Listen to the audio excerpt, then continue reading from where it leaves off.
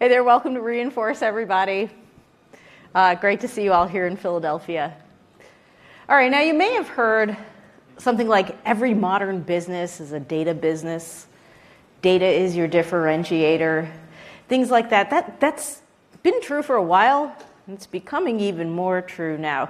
You know, because if you are a customer of AWS, which you probably are because you came here to AWS Reinforce, you've been investing in this data foundation in the cloud, and you're doing that because most of the value of your business is actually in your data and what you can do with that data. Everything from analytics to machine learning, and most recently advances in generative AI. And whether we're talking about the technologies that have existed for a couple years or the technologies that have just shown up in the last year or two, you know that how successful, how differentiated you're going to be is really a function of how good your data foundation is. How solid a foundation do you have your data in the cloud, where it's available and discoverable? How's your data quality? How well are you governing your data? And if you work backwards a little bit from that, the crux of all of it, the nexus of all of this is, well, do you have the right access controls for your data? Do the right people have access to the right data through all of these different ways that they can get access to the data? And if you're thinking about access to your data, my guess is it follows a pattern that's kind of like what I'm about to describe. You know, I myself, I'm an employee of Amazon, and this is how we think about data. This is probably how you think about data at every company, including my own. The nouns are different, but I'm going to sort of describe what I think is a very reasonable way to think about access to data. A business has data. Often a large amount of data. And, the data, lots of different kinds of data. There's structured data in tables, there's documents, there's other kinds of data. And these data generally are organized according to, business purpose. I'm going to use the word project, but, don't think of project as a capital P. Project is just like, think of me talking about a set of data that goes together and has a particular meaning in your business. So in this picture over here that you're looking at, there's red data, yellow data, blue data. So we got 3 different projects going on here. And of course, I have users, employees of my organization who are going to do things with that data. You'll notice here I have 5 users, all different colors, so lots of great diversity here. And these users tend to, each user has a different job. Each user is, they're working on different projects. They're in different groups. They have different attributes, right? They're in different geographic locations. There's all kinds of reasons why these users might or might not have you would want them to have access to a particular piece of data. I'm going to talk about groups because groups is a construct that's in most user directories. Users are members of groups. I work for a big company. If I go and look at the groups that I'm a member of, it's very numerous. Each person is actually, if your company gets big enough, each person is actually a member of a unique combination of groups. Nobody quite has the same group combinations as group memberships as any other person. And you're going to see that a person's a member of multiple groups. So here in this talk, I'm going to invoke a little bit of your elementary color wheel. So here you have, for example, we have a green user. The green user is a member of both the blue and the yellow group because blue plus yellow equals green. Right? We'll use that a little bit. Then this green user, what are your reasonable expectations of what they should be able to access? This green user can access maybe a table or from the blue project, right? Because they're in the blue group. They can also access something from the yellow project because they're in the yellow group. But here's what they can't do. They can't get to any of the red data, right? Because a green user's not in the red groups. So this is how you think about it. Now, of course, in practice, it's not like you have these 5 users all calling S3 get object all day. In fact, on the left-hand side of the picture, they're typically not even what you would consider cloud operators. They're just people consuming data. So in the middle of this, they're going to have a bunch of different applications. Now, these might be applications that you as a business build for yourself, like homegrown applications. They could be solutions that you've purchased from a partner that's going to help you do some kind of analytics or reporting on your data. They could be AWS services. We'll talk a lot about that today. And so you have a bunch of these applications in the middle that are how the user, they tend to authenticate the user, and then the user accesses data through them. And, of course, generative AI, more and, to a greater and greater extent, is going to be part of that. Just one more type of application sitting across your data foundation. So anything you do to make the existing stuff successful is also setting you up for success in the generative AI era. And of course, when your users access data, this green user, regardless of which of these applications are getting to the data, your expectation is that the green user is getting access to yellow data and blue data, but not red data. It doesn't matter how they got there, that's the data they have access to. As well as you're expecting this identity to make it all the way to the data. That means any rules you make about who has access to what should apply, no matter how they got there. And also any audit logs that get produced should actually clearly indicate that this was the green user accessing the data. The word for that, the topic of this whole presentation, is a relatively new feature we have in AWS across multiple services called trusted identity propagation. That is exactly what it sounds like. How do you get an identity into AWS, and how do you get these AWS services understanding who your identities are? That's what we're going to talk about today. Most of what we're talking about is not brand new, but relatively new, about half a year old at this point. Now, what's not new here is that in the middle of anything that supports identity in AWS is a service called AWS IAM Identity Center. This service, its whole purpose in life is to enable the other services in AWS to understand your authenticated users' identities. So how it does that is the main part of the service is that it takes the identities in your directory. So we could be talking about Okta or Microsoft Entra ID, formerly known as Azure ID, or any number of a list of identity providers that are commonly used and out there, and bringing their identities into your AWS environments. Because once your identities are in your AWS environments, now AWS can do something with them. And of course, once you have them in AWS, you've been investing in data in AWS for a long time. You've been investing in these various kinds of AWS services that let you get value from the data. And all of these things integrate with Identity Center, including an application that you may have built yourself, because everything that I'm going to talk about is all based on APIs, meaning that you can integrate your own thing with it. So, and having done all of that, what we get here, this time it's the orange user, that means red and yellow, is accessing red and yellow data. No matter how they get to the data, they're getting access to the right things, and their identity makes it all the way across. So what this is, how it works, this is the topic of the entire hour here today. I'm going to start a little bit with myths and facts around this IAM Identity Center service. It's at the middle of all of this. I have just, I've worked for AWS for about 10 years, and most of the last couple of years I talked to customers a lot about data and access. And, I've picked up a couple of assumptions about Identity Center that actually might be worth dispelling here before we start. Then I'm going to answer the question that some of you have been working with AWS for quite some time probably have in the back of your head is like, don't they have a service that does fine-grained access to things? It's called IAM. I'll talk a little bit about that.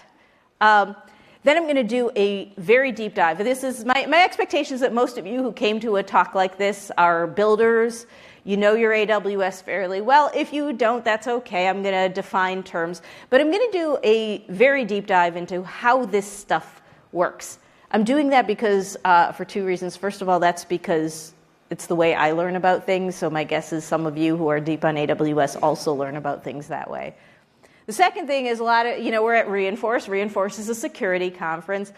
I bet a lot of you are in the position of assessing the security and configuration and best practices around AWS services. So really help you do your job to have a, one level deeper understanding of what's going on. So that part's going to go quite a bit in depth. And then we'll bring Amazon Q, AWS's generative AI assistant, into the mix and talk about what it's doing with identities. So first, let's do a little bit of myths and facts. First myth that often comes up. So we have Identity Center. Its whole job is identities in AWS. The first myth that comes up is, hey, I already have an identity provider. Are you saying I need to create a whole new system of identities in here, or this puts it off to the side, or I need another identity provider, I need to change my identity providers? It's none of those. It is true that IAM Identity Center has an optional feature that, if you're just starting up and you don't yet have a corporate directory, so this would be for like day one of a startup, you can create users and groups directly in its identity pool, and those things are supported for everything I'm talking about. Most of you work for enterprise companies where there is actually an existing identity provider, and for you, Identity Center integrates with your identity provider. In other words, if you're using Entra ID and that's your main source of truth for who's who and what's what, that continues to be true. The way that looks, I run an Entra ID myself for testing purposes, and this is how the integration looks in Entra ID. You notice that IAM Identity Center is what we call an enterprise application. It's sitting there in this list alongside everything else. This is the list of things where you tell Entra ID you're going to authenticate users for these things, like these are the things that do single sign-on with you. It's just another thing in that list. So it will be very recognizable to any identity administrator that you have. It's just basically an application that you add into your Entra ID. That's really all it is. Second myth is, hey, I see that Identity Center has this functionality that's going to let me, the word we use is federate, that's going to let me map my users and groups into IAM roles, let them do single sign-on into the AWS console. Now, this is a very well-adopted feature of IAM Identity Center. In fact, it was the flagship first use case for this service. When it first launched, it was about 2017 under the name AWS Single Sign-On. It was SSO to AWS is quite literally what it was. Your users would sign in with a redirect to their directory. They'd get shown, you'd map them to IAM roles. They could choose, their cloud operators choosing to operate in the console. And you'd set that up, and that would be how that would work. That functionality is still there. It's still a great choice if you're looking for a way to get people into AWS. It's not at all what we're going to talk about here today. It exists, it's a good feature, but we do have customers who look at the fact that it offers this functionality and say like, hey, but I already built my own solution for that, right? I've built my own application, or I'm using a third-party thing to help my users get into AWS. Do I need to replace it? Are they going to make me replace it if I send my identities into AWS? And the answer is no. If you're using something you like that isn't Identity Center to map users into roles, Identity Center's word for this is permission sets, in case you're looking at the documentation and wondering where that functionality is mentioned. But if you're not using permission sets to get people into roles at AWS, that's fine. Keep doing what you're doing if it's working for you. Nonetheless, you will probably want to bring your identities into AWS if you're going to do anything in AWS that has to understand identities. Okay, so those were the myths and facts. Let's talk about, well, why don't you just use IAM for this whole problem of fine-grained data access, right? We've had AWS IAM, those principles, those policies, since 2012, or 2011 was its birthday. And it does actually a fantastic job for cloud operators. Fine-grained access to infrastructure, supports things like tags, supports so many different attributes that you can write granular policies on, supports data perimeters. So the truth is you actually can use IAM for data access, and you probably are. And there are a few places where you're going to notice, particularly at scale, that the problem of users and their data is shaped a little bit differently than the role-based access control that IAM provides. So to sort of illustrate the point, I'm going to give you like an even simpler version of our original story. I've got two projects here, red and blue. I've got a user in the red group, or maybe lots of users in the red group, but we'll focus on just one person, a user in the blue group. And, you can see how the access is supposed to work. Red's supposed to access red, blue's supposed to access blue, and not them accessing each other's data. Got a bunch of applications in the middle that they might be using. This person's doing machine learning in a Jupyter notebook. That person's doing analytics through Athena. The other person's using Q Business, et cetera. They're all sort of getting to the data. The question is, how do I implement this? In fact, let's make the problem even smaller. Let's just take all of these applications out of the picture, and we'll focus on one application. EMR, Elastic MapReduce.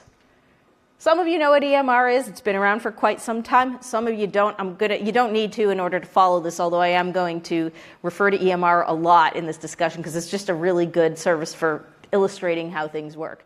Elastic MapReduce was AWS's original managed analytics service in AWS. It's existed for quite some time. The original offering here was basically that this service would deploy a cluster of EC2 instances in your account, in your virtual private cloud, configured with, open source software, like, Hadoop, MapReduce. Nowadays, the most common use case for this is Spark. Customers having EMR running Spark for them on a cluster and, managing all the clustery things about that. So it's basically just a cluster running Spark, right? So here's what I want to do. I want to run an EMR cluster because my users want to consume the data via Spark. They want to send SQL queries to Spark. Red user is supposed to get access to red data. Blue user is supposed to get access to blue data. How do I do this? Well, my first answer for how I do this using IAM is, EMR launches EC2 instances for me. EC2 instances in AWS are associated with an IAM role, which has, a permission on it that I can write. Permission to, the S3 data that's behind these tables, the glue metadata behind these tables. I can do this. But then we have to think a little bit about this IAM role that I put on the cluster. What permissions does it need exactly? Well, if the cluster is going to be usable by the red user, and it's going to be usable by the blue user, and I'm thinking about what permissions to give it to S3, well, it's actually going to need permission to both of them, right? That's why I have arrows to both. That's why I colored it purple. It needs the superset of permissions. You need to have this standing set of compute with permission to both what this guy needs and what that guy needs. And so we come into our first problem, which is, that access isn't very granular, is it? Right? How do I make sure that when the blue user submits a query to this cluster that he isn't asking for red data? Second challenge here is I probably, as a security people, you probably at some point are faced with the task of who accessed this data. Well, AWS is a great service for that. It's called CloudTrail. If you want granular data access events from S3, you can turn on CloudTrail events for your bucket for your S3 bucket, and you will get these events. But who will these CloudTrail events say was accessing my data? Well, they're going to say the EMR cluster's IAM role, that purple thing in the middle of the picture. Now, that is correct. That is technically correct. But it doesn't quite answer your question, does it? You wanted to know which of these two users was accessing your data, and you can figure that out with a little bit of, cross-referencing of events, but it's not going to tell you that directly, and you kind of wish it did. Okay.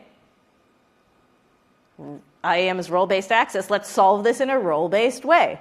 Let's have two clusters. Let's have a red cluster and a blue cluster. Well, I can create IAM roles on these that are exactly what I need in sort of the obvious way, and I make it so that the red users are using the red clusters and the blue users are using the blue clusters until comes the purple user. He's in both the red group and the blue group. Okay, well, the purple user gets to use the red cluster and do red things. The purple user can get onto the blue cluster and do blue things, and then it turns out that the purple guy's job is to join the red table and the blue table. How does he do that? The answer is he cannot, right? He can do red things on the red cluster, blue things on the blue cluster, but never the twain can meet. So there's a little bit of a problem here. The other challenge here is that audit issue, like where we really wish that CloudTrail event were telling us exactly who's accessing. This problem still exists here. It's saying blue role here. A little bit more specific, but still not exactly the thing. The third thing is the elephant in the room is that now I'm paying for two EMR clusters. I don't want to pay for two. I wanted to pay for one. And of course, this problem gets even more pronounced when I bring in. So here there were two groups in the world, so I would need at most four EMR clusters for all the permutations and combinations. If I have 10 groups, does that mean I need 1,000 of these? What if I have 100 groups, right? And these aren't even very big numbers, right? And you might say, okay, just make two clusters and just, provision them smaller, because EMR gives me a lot of choices in like what instance size and how many nodes in the cluster. But of course, you know that multi-tenant actually gets you your best cost efficiency. I mean, that's why AWS is such a cost-effective thing in general, because a lot of our services are multi-tenant. You get a lot of efficiencies of scale out of that. But even if you have smaller clusters here, you're still paying more in this picture. And so you really only wanted to pay for one. So let's go back to this other approach where we have a shared one. So I guess what we have to do, because the role is going to have access to both, is we have to gate access locally. There needs to be some software on here that's going to be able to say, this user gets access to this, that user gets access to that. If you look through the EMR feature set, you'll even see that, for quite a while we've had a feature called EMRFS that actually locally lets you do that within an EMR cluster. So, problem solved, right? Okay, great. You know what? My users told me they also want to be submitting their queries to a serverless thing. We have something like that in AWS. It's called Athena. Athena supports Presto and a nice kind of SQL workbench. So let's bring in Athena. Let's let them do their Presto queries. We're going to have to duplicate this local permissions thing, right? And if you've spent any time in software engineering, you know that when something is duplicated in 2 places, it's wrong 3 times, right? So you can do this, but it does add management overhead and just the opportunity for things to get missed. You actually wanted this picture. And this is the picture that, as of about half a year ago, is now possible in AWS with trusted identity propagation. We have users accessing the right data. We're paying for only one cluster, and the audit information is making it all the way back. So the way this works is the access is actually mediated by a service called AWS Lake Formation, which also now understands identities. In AWS Lake Formation, you basically have a grant system that has a bunch of grants, each of which says this entity has this level of access to this thing. And to sort of just give you a little bit of a taste, we're going to go into more depth here, but give you a little bit of taste of what's in Lake Formation. This is a vastly simplified rendition of what's in a Lake Formation grants table. I got 2 grants here. I say that the directory group red gets select access, because this is all talking about structured data and database-y kind of concepts. The red directory group gets select access to the red table. The blue directory group gets access to the blue table. Now, being able to have my grants in a place like Lake Formation gives me 2 distinct advantages. First of all, you notice that I'm going to have the number of grants I have is going to scale linear in the number of data units I have that I'm going, tables and so forth. That's actually pretty good scaling. That's not combinatoric anymore. I don't have 2 to the n of anything. I have about n of something. Second part of this is because these grants are in this service, Lake Formation, whose whole job is grants. In zero trust jargon, Lake Formation is a policy decision point. Because I have this separate policy decision point from all of the compute engines, which might be numerous, my permissions are expressed in one place, and everybody has to go through this gate. So I know that no matter how they got to this gate, the gate is working the same way. So that's what we're going to talk about. We're going to talk about a data lake with trusted identity propagation. I'm going to tell you exactly how that works. We're going to focus on sort of 2 of these gating services, Lake Formation for structured data and S3 access grants for unstructured data kind of in folders in S3, which doesn't actually have folders, but that's probably how you're thinking about it. Both of these are gates. Both of these have grants that can refer directly to users and groups and get you exactly the functionality that you want. Whether you go through EMR or Athena or Redshift or QuickSight, these are the services, your permissions are going to be honored. Okay, so now we're going to do a deep dive. So I've just told you that this thing is possible, and indeed it is, and you can go back and onboard to Identity Center and set it up. But I'm going to show you really how it works and why. And in fact, the best example illustration of this in AWS is through a front door called EMR Studio. So the EMR service has grown up quite a bit in the decade plus that it has existed, and now offers a bunch of features. Among them, a managed notebook environment. So this is a managed notebook that I can set up in EMR that provides my users with Jupyter notebook environments that they can use to submit queries to either an EMR cluster or Athena. We'll start with the EMR. So what you're looking at here is you're looking at a notebook. I'm going to show you a few things about this screenshot here because I know it's sort of small. First thing, I'm showing you the URL in my browser bar. That's not the AWS Management Console. I did not get in here by like picking an account and a role and all of that, and then looking at a list of 200 services, and here's EC2, and here's S3, and here's EMR. This is a dedicated application that I authenticated to through Entra ID, because that's what I have it hooked up to. It's telling you it's using trusted identity propagation. That means whoever I'm authenticated as, whatever permissions I have to data, those are the permissions that are going to work here. And then finally, it's telling me I've got an EMR on EC2 cluster running Spark. That's who's actually doing my work. And then you can see this is a Jupyter notebook. If you've never used one of these before, this is probably the best way to do interactive things with data. You can see that I'm throwing a Spark SQL command at it. I'm getting, after a little bit of progress and thinking, it gives me a response right here. Notebooks are great because you can sort of share your work with your buddies.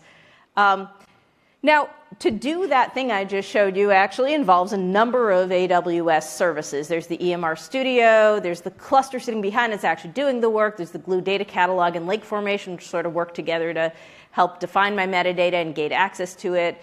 S3, which is where the bits are. IAM, well, IAM's still in the mix. We'll get to that a little bit later. But the user's identity propagates through all of these. And the grants that are in lake formation get respected. So in a little bit more detail than that, so the user starts with EMR Studio. And like I said, there's no AWS accounts, no IAM roles. I don't even need to know how to spell AWS to get in here, right? There's a URL for the notebook, for the workspace that we created. Somebody gave me that URL. I put it in my browser. I got redirected to Entra ID. I signed in, username, MFA, password, all of those things. I got redirected back to the notebook. I'm me. I'm not some IAM role. I'm actually me. Of course, when I send that Spark SQL query, the notebook's just a notebook. It doesn't actually have the power to, do all of the crunching and reading of data required by Spark. So the notebook doesn't actually do any work. What it does do is it pushes work to the EMR cluster, which does have the compute horsepower to be able to do these Spark queries. The EMR cluster is where all the data access happens, right? These EC2 instances running Spark, they're going to be reading a lot of data from S3 and needing to honor the right permissions. The Glue data catalog, this is just a little dramatis personae of all of the services involved. The Glue data catalog is our metastore in AWS. That's analytics jargon for basically it has a list of all the tables that exist, all of the schema, like the columns, what type of data in the columns, where in S3 is the underlying data, like the Parquet or CSV, et cetera, files that sit underneath this. So Glue data catalog is basically the map to the structured data. It looks kind of like this here. I'm showing you the lists of tables that I have in my database. That's from the AWS console, the Glue service. We got lake formation. Lake formation's job, like I showed you before, is who has access to what. The truth is lake formation and Glue are kind of the same service. They're joined very closely at the hip, but in AWS they're presented as two separate services. But lake formation is basically just the permissions aspect on the Glue data catalog. Here's some lake formation grants. You can see that, for example, I'm going to explain this in a little bit more detail later, but in the principle you see I have some GUIDs. These are the GUIDs of directory groups in my identity center. You'll see that different groups have access to different named tables in my lake formation. So those are identifiers from Identity Center. Then you have S3, which kind of needs no introduction. But I'm just showing you here that your identity actually makes it all the way. When EMR is like reading all of this data from S3, your identity makes it down there. And then finally, IAM also needs no introduction. And what happens, what IAM's role in this, so IAM is not actually the one making the fine-grained decision of this is a blue user in the blue group, therefore they should get access to the blue table. As you saw, that was lake formation's job. But their IAM is still very much in play in every step of this picture. Because the picture you're looking at here, actually, these different components here, the EMR cluster, the catalog, the S3 bucket, they could all be in different AWS accounts. And there's an IAM authentication and authorization that goes on at each of the arrows that you're looking at. And what that means is that all of your data perimeters, all of these coarse-grained permissions and guardrails and data perimeters that you've put in place, they're all still completely in effect. You can, in fact, think of this identity awareness in these services as an overlay on top of IAM, like a further refinement of the permissions. So IAM is not gone. It's not being bypassed. It's still actually very much a part of this story, so much so that I'm actually going to show you exactly how IAM works with this in a minute. So this is how we achieved our goal. Our goal is that if the red user authenticates, and that means as a user, to the EMR Studio and submits a query, they should be able to submit queries on red data. The blue user should be able to submit queries on blue data. The purple user should be able to submit queries on both data, maybe join them. So let's look at the 2 grants in our story. Okay, so these are 2 grants in lake formation. They don't actually appear colored in the console, but I colored them so that you'd be able to see which is which. I have a table called U.S. Cities Demographics. These are public data sets that I got from somewhere. A U.S. Cities Demographics table that I've decided the red group has access to, and I have a vehicles table that's like Craigslist sales or something from the blue group. And so when our blue user signs into the notebook, he makes a query like this, selects a couple of different columns from the vehicles table. He gets a response, right? Because there's a grant that says a group that he is in, the blue group, has access to this vehicles table. Of course, if he goes and makes a query against the U.S. Cities Demographics table, lake formation says, I don't have, there is a grant about that table, but that's for a group that you're not in. I don't have any grants that match you that give you access to this table. So you'll see that he's getting an access denied when he tries to get there. Purple user, on the other hand, querying either of these tables, and in fact, if he wants to join them, I don't know what it would mean to join these tables. I guess you would be doing machine learning on the effect of a city's population on vehicle prices. I'm not actually sure if that's a thing. But you have this purple user clearly able to, in the same session, be able to query this table and that table because there's a grant allowing each of them. So that's what we got. We got permissions that are consistently applied. Different users sign in as themselves. They're not dealing with AWS accounts or anything like that. Different users sign in as themselves. They get access to different data. And these permissions that we set up, if we set up Athena alongside, the same permissions are going to be respected for these users. So that's pretty cool, right? That's something that's fairly new in AWS that we're able to do. Users are able to interact with data directly as themselves. So I want to say a little bit more of a word on IAM's role in this. This is sort of the in the weeds part of this talk. If you don't exactly follow everything that I'm saying here, I am making some assumptions about how much you know about AWS IAM. That's fine. It's not going to impede your progress using any of this stuff. And in fact, we record these talks and there's a pause button in YouTube. Here's that same picture we were just looking at, that EMR Studio notebook through which our red user and our blue user were accessing data. I rotated the picture to the side just to be able to spread it out a little bit. Like I said, there's IAM at every step of the way. There's 4 key IAM roles in the story here, and I'm actually going to tell you exactly what's going on with them, just so you can see how data perimeters and all of that are going to still be respected. So starting at the EMR Studio, when you set up EMR Studio and tell it to authenticate users, tell it to integrate with Identity Center, it's going to have you provide an IAM role. This IAM role's job, well, like we said, EMR Studio is not actually reading any data. It's not doing any work. It's just pushing work downstream. So the permission that it needs is to be able to push work downstream. And you probably know that when you have an IAM role in an AWS account, there's 2 policies on it. There's the trust policy, also called the assume role policy document, that says who can get into this role, like who can obtain credentials for this role. And then there's another policy that says once you're in this role, what do you get to do? That's the permissions policy. So the trust policy on this EMR Studio role, you'll see here it's allowing Elastic MapReduce, the EMR service. The EMR service is the service that can assume me. That's how roles associated with services typically look. Except I'm going to point out one new thing. So there's that assume role permission that you've probably seen before. And then there's a permission that you probably haven't seen before. And that's called set context. Set context is the trusted identity propagation permission in our security token service, STS, the thing that allows things to assume your role. basically it's saying this role is going to, it's going to be a role, it's going to act like a role in its own right, but it's also going to carry with it the user identity, context. So it's saying that when EMR creates a session on this role, I want EMR to also include the end user's identity. Okay, what can this role do? Like I said before, not that much. It can push data downstream. This action is called get cluster session credentials. That's because quite technically it's about to connect to the cluster, need some credentials to do that. You don't really need that detail, but that's the action. So we're going to push work downstream to the cluster. This is the important part. It's going to include the user's identity. Okay, so the cluster just received this query. From my notebook, I said select something from vehicles. The cluster is actually going to do the heavy lifting. Now, there's 2 IAM roles on the cluster. One is more interesting than the other.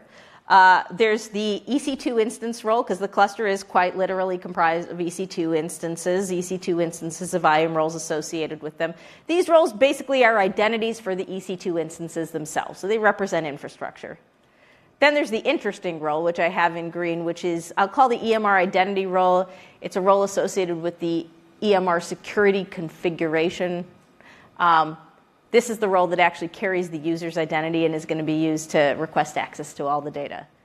So first, that less interesting EC2 instance role. This looks the same way as any role you've ever set up for EC2 instance to assume. I've said EC2 instance can assume. You'll notice that the trusted identity propagation permission is not here. That's because this role is just assumed by EC2. It just represents the standing instance, not any authenticated user. What can it do? Well, what it can do is get into the more interesting role. I can assume the EMR identity role that's actually going to be doing the work, and I can do the trusted identity I can propagate an identity into that session. Okay, this is the more interesting role, though. An EMR cluster has something associated with it called a security configuration. That is exactly what it sounds like. It's a bag of configurations that have to do with security-ish things. So you see that there's some encryption encryption in transit settings here. There's also some VPC settings that can be associated with it. The interesting the one that we're going to talk about here is the identity configuration. You can configure with this EMR security configuration. You tell EMR you're going to use identity. You're going to run your queries on behalf of end users. So you'll see here that I set it up to be associated with my identity center instance. Now that I've done that, what I've told EMR is, okay, so you're going to use this role that I've set up for you, and this role is going to have the user's identity on it. It's going to be assumed by the EC2 instance role. So again, let's look at the trust policy here. We've seen a few of these so far. It's saying, I'm going to let that EC2 instance role assume me, and I'm a trusted identity propagation role, so I have that set context permission on me as well. What can I do?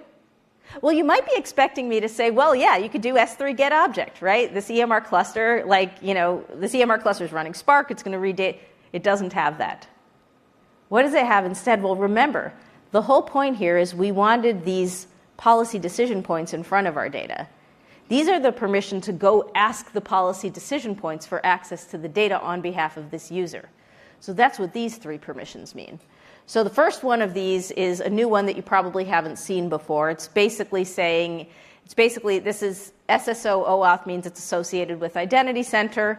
It means that this role is going to be creating a further session to propagate the user's identity onward. So that's what this one means. Second one here is these are glue actions. Glue has lake formation under the hood making decisions about who gets access to what. So it means that I can make these API calls to glue with the identity, and then lake formation is going to make some decisions about it. And then finally, so here's my lake formation table again. So lake formation is going to be consulting this table as a further refinement on these IAM permissions. And then finally, I can't get into S3 directly from this role, but what I'm supposed to do is I'm supposed to go to lake formation and ask lake formation to let me into the S3 data. So lake formation has this concept of data lake locations. These are S3 locations that are gated by lake formation. You can see I have an S3 location registered here, and lake formation is going to mete out who gets access to the data in this location. So I've said that EMR doesn't get to talk to S3 directly with its own role. It gets to talk to lake formation. So what's lake formation doing? Lake formation is sitting in the path of those metadata requests to Glue. It's also it's also the thing EMR needs to talk to before it can get credentials to go talk to the rest of S3. So it's got that table of grants. It takes requests from trusted identity propagation IAM sessions. So there's authorization at both levels. Can it call the lake formation API? You just saw before that it can. And then is there a grant? Both of those have to pass. And again, lake formation too is sitting on an IAM role. This IAM role, and it's not, lake formation doesn't read anything from S3. Its goal is just to produce this IAM session and send its credentials back to the EMR cluster so that EMR cluster can do all its stuff with S3. So once again, it assumes this role as a trusted identity propagation session. Once again, we see set context here. We see lake formation assuming this role. And then once this role comes back to the EMR cluster is then going to make a whole bunch of requests to S3. The session comes back scoped to exactly the right prefix in S3 that sits underneath the table that was queried. So that's what's going on here. And then finally, with these credentials, EMR goes and makes a bajillion calls to S3, does a Spark query, returns the value. So this was all, if you want to go through this a little bit slower later, that's why we record these talks. If you don't quite have the IAM background to have followed all of this, don't worry about this. The takeaway from this section is IAM is still very much in effect here. It's just happening at the level of requests, whereas the grants that are happening on users and groups are a further refinement on that. Okay, but we're not done here, right? Let's go back to my notebook. And in my notebook, I am interested in seeing older cars that are older than 20 years old. This is not a hypothetical. I myself drive a 1999 Toyota Corolla. And so I'm interested in maybe, replacing it with something a little bit newer, maybe a couple years newer than that. So I do that query. I see there's 47,000 cars for sale. And I'm like, okay, I'd like to save off that result for later, right? Spark makes that very easy. Dataframe.write.parquet if I wanted to dump the data as parquet. Now, you'll notice that I'm still working with structured data here. My output from the query was a data frame. It was basically another table. But here I'm sort of treating that as, hey, just dump that to S3 somewhere. Dump that parquet to S3 somewhere. How do I do that? Well, lake formation knows all about tables and schema and all that, but this thing I'm about to do, I didn't actually create a table around this. I just want the results written somewhere. So how do I do that? Well, I do that with a service called S3 Access Grants. S3 Access Grants, it's a pretty apt name. It's kind of like, serves a similar role to lake formation. So whereas lake formation is a grant system to tables that's aware of schema and columns and all of that, S3 Access Grants is also a grant system, but it's dealing with unstructured data. It's dealing with data when the customer or the software that's interacting with S3 is thinking in terms of put object and get object. So the unit of thing is a folder. Folders don't exist in S3, so we're really talking about a prefix, string matching, because that is a unit of access that many customers think about in S3, even though it isn't actually a resource in its own right. So we have these two granting systems depending on how you're going to get to the, how you're going to interact with the data. What is the mode in which you're going to interact with the data? So the first thing I did was make this query. This is a Spark SQL command from EMR, so I got lake formation gating it. Lake formation knew about all my columns and all of that in order to be able to make that possible. And then I went and just dumped that as a Parquet file into S3. That's an S3 action. What Spark is doing under the hood there is a couple S3 put object requests. So this is S3 Access Grants, and it'll look a little bit familiar to you. It's actually simpler than lake formation because it's doing less, right? We have the grant scope, which you'll notice ends with a star, right? Because it's a wild card. It's doing string matching. You'll notice that the access levels are really simple, read and write. And there's a grantee, which once again is one of those GUIDs from Identity Center. I can grant access to S3 directly to my directory groups. So that's what you're seeing here. And in fact, when there's actually a mistake. It should say put object here. But as the Spark notebook is writing the requests to S3, if I go look at the CloudTrail data event, I've turned on data events for this bucket, I see that the event is attributed directly to the user. So of course it's still telling me what IAM role was being used here, because CloudTrail also always tells me that, but it's also telling me who. This is simplifying my audit. If I need to know what this user accessed, it says so right here. So we're still not done. We have access to our structured data, gated through lake formation, aware of identities, access to the unstructured data going through S3 access grants, also granted directly to our data. But remember, one of the things that made this story hard at the beginning was that, what if you need a second application? So let's throw that into the mix here. Let's bring in Athena. Let's say people want to do Presto. They want to use, they want to make queries to this serverless thing, Athena. Well, and we want these exact same grants to be honored. We want the audit to work exactly like it did before. We don't want to have to write new grants or duplicate our grants just because somebody wanted to use Athena. We should just be able to drop Athena into this picture. And the good news is we can. In fact, EMR Studio also has the option. It can give me a Jupyter notebook to submit queries to an EMR cluster, or I can choose to use its Athena SQL query editor. So once again, my user signs in using their identity provider to their EMR Studio workspace, and they choose the Athena SQL query editor. Now, the unit of thing in Athena is no longer a cluster because Athena doesn't have clusters, because Athena is serverless. The unit of thing is a workgroup. A workgroup in Athena is basically a bag of configuration properties. It's just a virtual construct. So you'll notice I have a workgroup called Identity Aware. That's my creatively named workgroup to indicate that I have made this workgroup available to authenticated users. And then my user goes in there and it does a select star from the vehicles once again. So that's what's going on here. The same permissions are being honored here. So when I do the select star from vehicles, I'm not going to go all the way through this again, but it's a very similar story. It's just with Athena doing the work rather than the EMR cluster. So the first thing it does is it goes to the Glue data catalog, figures out what's this vehicles table, what does it have in it, does she even have permission to the metadata. Then it goes to lake formation to actually execute the query, because the workers behind the scenes in Athena are going to need permission to do a lot of S3 get objects, so they're going to need to go through the lake formation gate in order to get to that data. And finally, in Athena, if you've ever used Athena, you know that your results actually get written to S3. The results get delivered to you right back there in the console, but if you look at how Athena actually works, they get delivered to an S3 bucket that's part of your workgroup configuration. Now, the cool thing about Athena's identity integration is it actually has an option where different users' outputs get written to different folders. Now, why does that matter? That matters because, well, you and I have access to query different data in Athena under this setup. But if all of our outputs, our results go to the same spot and we can all see each other's results, that kind of defeats the purpose, doesn't it?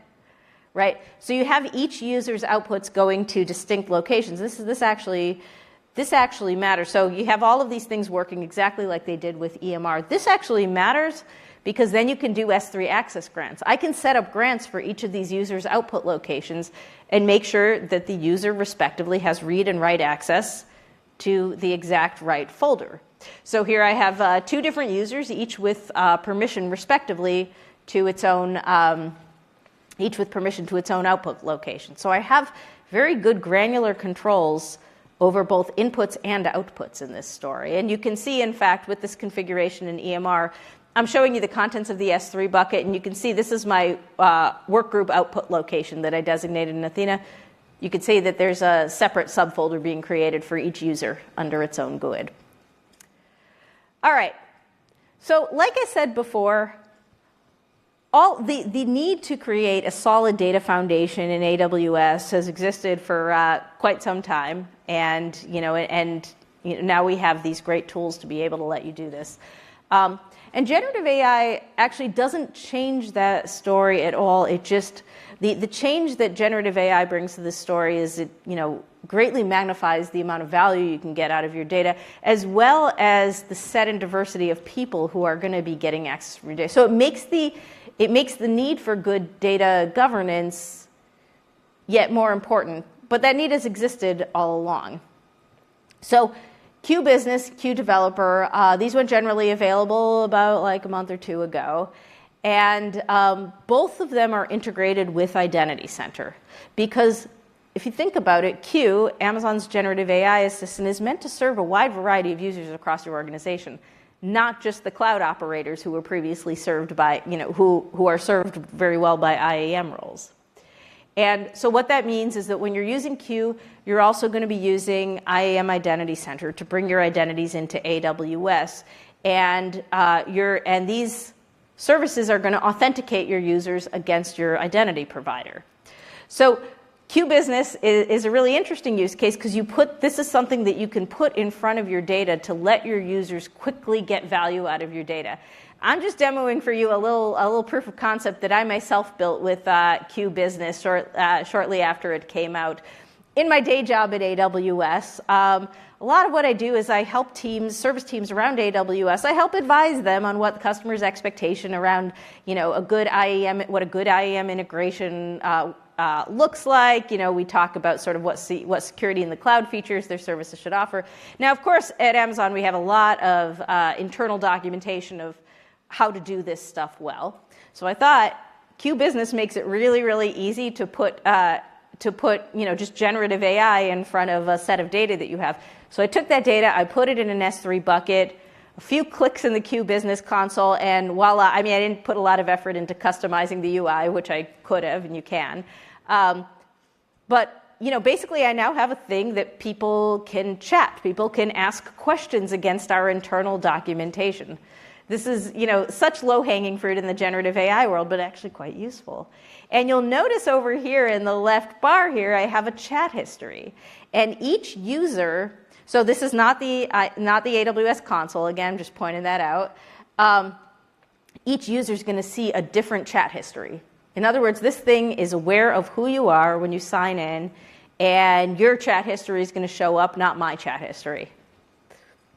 So to kind of wrap this up, a strong data foundation on AWS is really the key to getting value out of your data. I hope I hope you're coming away from that with this point, and that in fact, AWS now offers you the ability to include a really great access control story, a fine-grained, user-based access control story in front of your data, to include that as part of your data foundation.